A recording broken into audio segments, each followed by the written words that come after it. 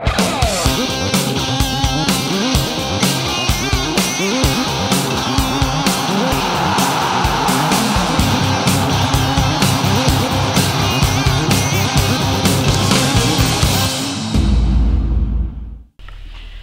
à tous dans ce nouveau numéro de Foot de Lille Mag. Voici le sommaire de l'émission. Je vais vous parler de la 20e journée de D1P, également de la 24e journée de D2 régional. Et je vous parle aussi du portrait de la semaine qui est Gaël Payet pour cette semaine. Donc je vais commencer à parler de la D1P. On va jouer la 20e journée. Voici le programme. Alors ce soir, la Jeanne d'Arc affronte l'USS Tamponnaise. L'Est Marsan affronte le Saint-Denis FC samedi. Rivière Sport Possession. Saint-Pierroise Excelsior. Également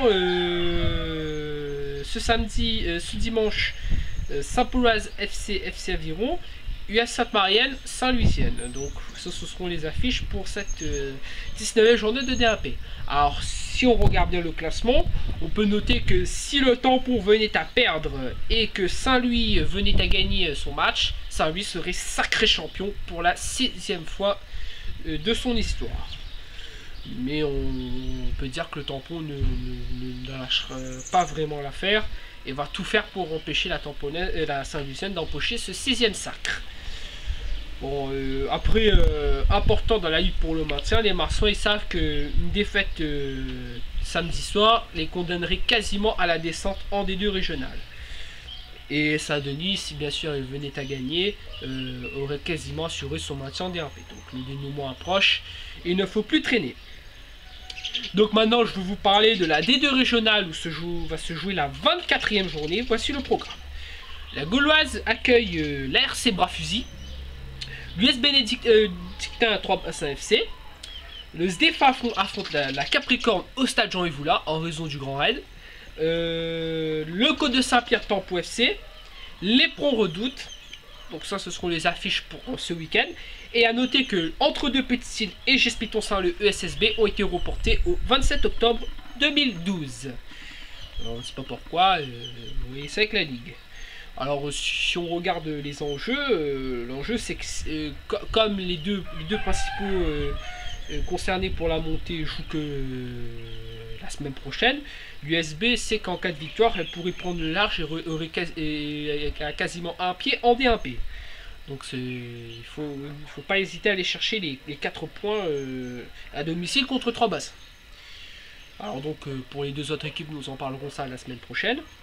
Mais alors on va parler plutôt du maintien où un crucial Côte de Saint-Pierre Tempo FC va vraiment déterminer qui des deux va descendre. Parce que quand on regarde l'écart entre le Côte Saint-Pierre et du Tempo FC, elle n'est que d'un point. Alors le Tempo FC, la seule solution si elle veut se maintenir, c'est d'aller chercher la victoire Côte de Saint-Pierre. Et une défaite du Côte de Saint-Pierre enfoncerait un peu plus l'équipe, ramènerait l'équipe plutôt vers la D2 départementale.